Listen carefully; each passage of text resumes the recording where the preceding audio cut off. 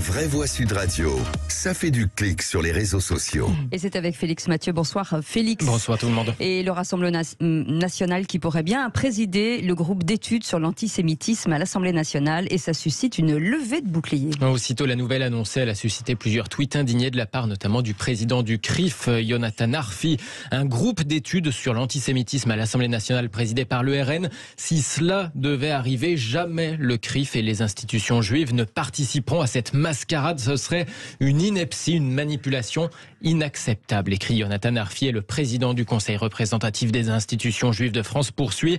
J'appelle les députés et la présidente Yael Braun-Pivet à tout faire pour empêcher cette perspective qui ferait perdre toute légitimité à ce groupe d'études et déshonorerait l'ensemble des participants. La lutte, dit-il, la lutte contre l'antisémitisme doit faire l'objet d'aucune instrumentalisation politique. Une publication accompagnée d'un document de travail en tête de l'Assemblée nationale avec tous les groupes de travail de l'Assemblée et le parti auquel serait attribuée la présidence pour Renaissance, Alzheimer, amiante, cancer, cannabis, chasse et pêche, cheval, cinéma, gastronomie, gens du voyage, jeux vidéo, santé, sommeil.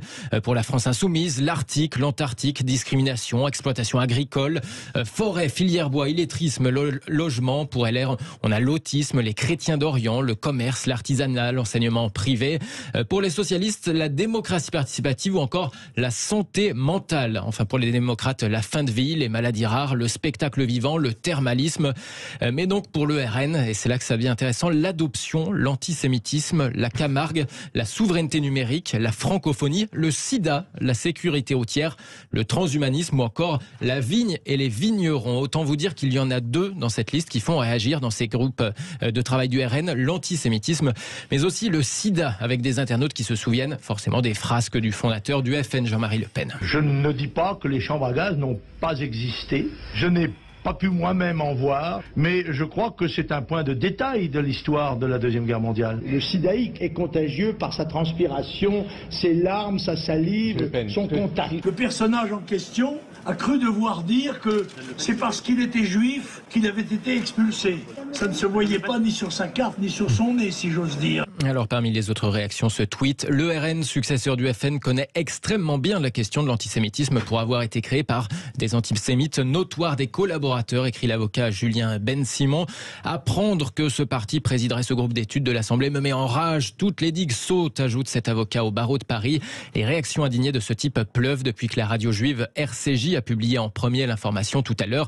Si c'est une blague, il faut le dire maintenant, réagit l'un des internautes qui en appelle à la mobilisation contre l'attribution de ce groupe à antisémitisme au RN. Selon le JDD, en tout cas d'ailleurs, le groupe Renaissance souhaiterait en garder la présidence et devrait se réunir pour en parler dans une semaine, le 16 novembre. Une petite réaction dessus, Philippe Bilger.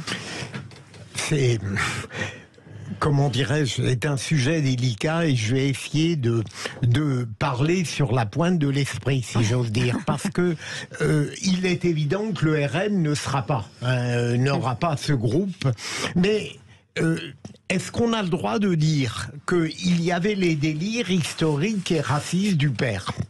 Mais j'ai l'impression que, alors que la bonne foi devrait reconnaître que Marine Le Pen, par exemple, n'est jamais tombée dans ces délires, ni dans le racisme ostentatoire, j'ai l'impression qu'on souhaiterait presque, à gauche et à l'extrême gauche, que le Rassemblement national demeure perpétuellement dans l'attitude raciste, dans l'attitude antisémite. Il faut savoir où l'antisémitisme est un fléau et il faut le dénoncer, où on le dénonce avec bonne foi, et dans ce cas-là, il faut créditer le Rassemblement national d'avoir changé.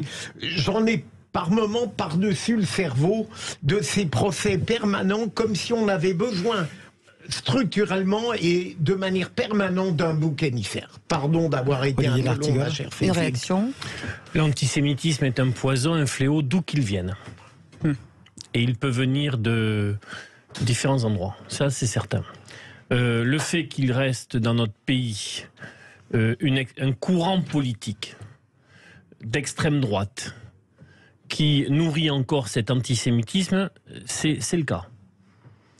Est-ce que Marine Le Pen a essayé au cours des dernières années, depuis son élection, de nettoyer les écuries? Très certainement.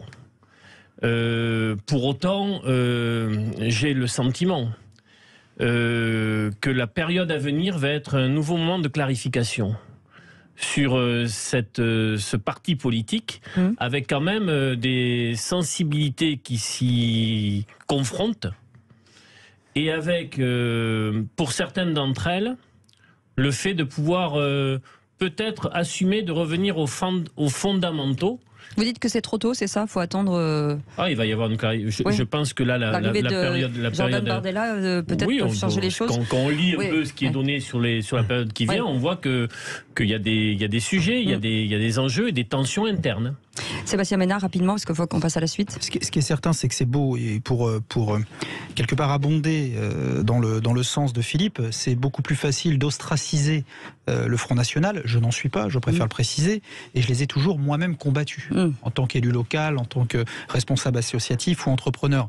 Mais c'est beaucoup plus facile aujourd'hui de les ostraciser que de dire oui, il y a un certain nombre de sujets adressés par le Front National auxquels l'ensemble des majorités, aussi bien la majorité de mes amis d'aujourd'hui que de celles et ceux avec lesquels j'ai pu travailler par le passé, qui n'ont pas répondu à toutes ces questions en matière d'immigration, en matière d'intégration. C'est ça le vrai problème. Et mes camarades de jeu macronistes feraient mieux de poser les vrais sujets sur la table et de tenter d'y répondre plutôt que d'éluder par des petites phrases, par des cabrioles politiciennes, pour éviter, quelque part, de trouver des réponses au mal-être et aux grandes difficultés des Français. Sébastien a raison, et deux idées très vite.